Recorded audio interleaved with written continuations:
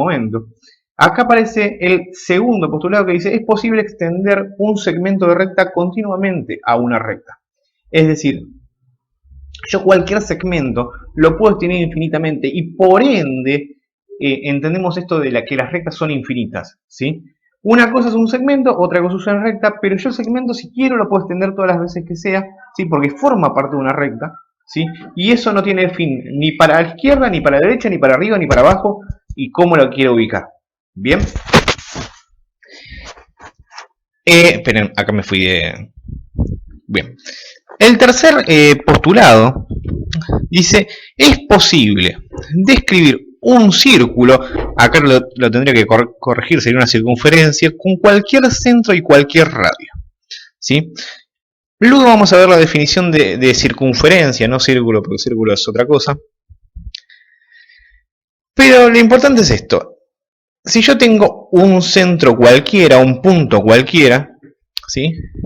Siempre que yo marque una distancia, puedo marcar directamente una circunferencia de esto. Y esta circunferencia va a ser el conjunto de puntos que están a igual distancia de ese centro. Ese también es un postulado el cual no se puede discutir ni se puede preguntar causas. Bien, esto, fíjense que si yo obviamente en lugar de poner el punto C acá, lo pongo en otro lado, esperen que lo voy a correr acá. Si lo pongo en otro lado, obviamente el punto va a ser diferente. Y si a su vez a este punto le cambio el radio, o sea, le cambio la distancia entre este centro y cualquiera de sus puntos, también va a modificarse.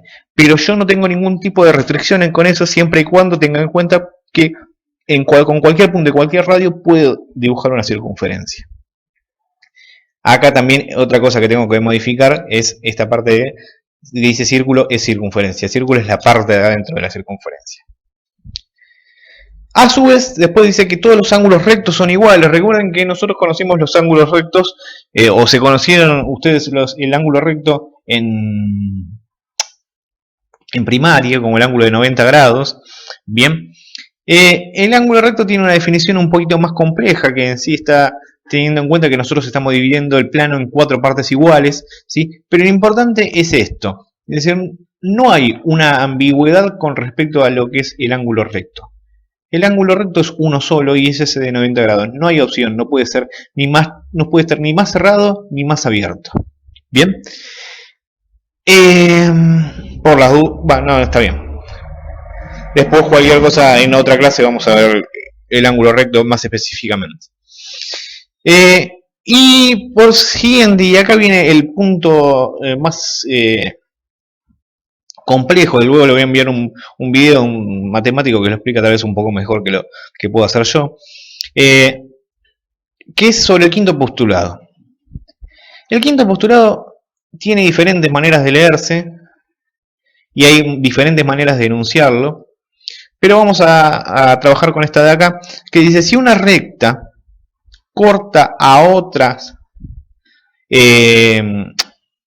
recta corta a otras dos rectas, formando con ellas ángulos interiores del mismo lado menores que dos ángulos rectos, las dos líneas rectas que lo cruzan, prolongadas indefinidamente, se cortan por el lado en que los ángulos son menores a dos ángulos rectos.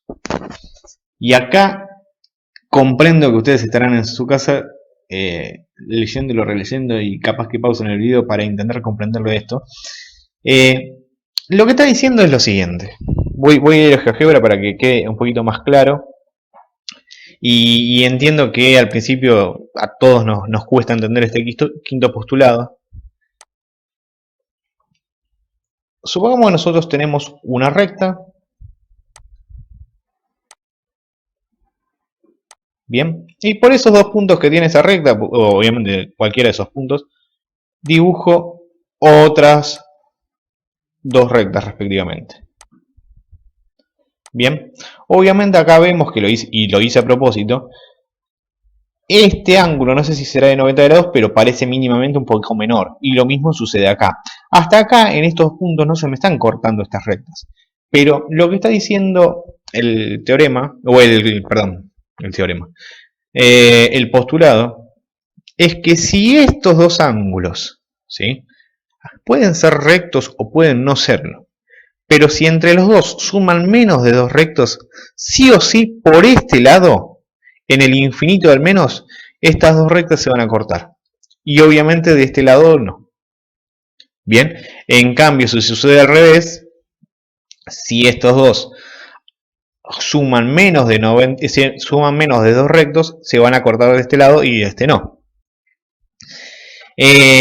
También otra opción de entender esto es que, vamos, otra manera de leer este quinto postulado es que si nosotros tenemos una recta y hay un punto ajeno a esta recta, o sea, exterior a la misma, por ese punto puede pasar una única recta paralela a esta. Bien, o sea, una recta paralela es una recta que no corta la otra, o que no interseca. Este quinto postulado tiene grandes dilemas por el hecho que las primeras veces que se leyeron, por la extensión comparadas una con otra, es decir, fíjense que estos son no más de una oración y, bueno, ambos son oraciones, pero este lleva 3 renglones, mientras que todos los demás no llevan más de un renglón o medio renglón. Entonces parecía que se podía definir como un teorema, que se podía explicar como demostrando con los otros tantos enunciados. Y obviamente se confirmó que no. Hay una historia que justamente después despliega en el video, que qué pasa si se niega ese postulado, que se arma una geometría totalmente diferente. Nosotros lo que vamos a trabajar, obviamente, es esta geometría de Euclides. No nos vamos a involucrar con las otras porque llevan una complejidad mucho más grande, ¿sí? Pero para que tengan en cuenta, nosotros nos basamos todos en esta geometría plana, en un plano dibujándola, y que cumple que sí o sí, si yo tengo una recta y un punto exterior, por ese punto exterior puede pasar una única recta. Bien, que les va a convenir ver ese video que también les incluyo, para justamente que vean un ejemplo de geometría euclidiana y cómo se termina deformando la definición de recta.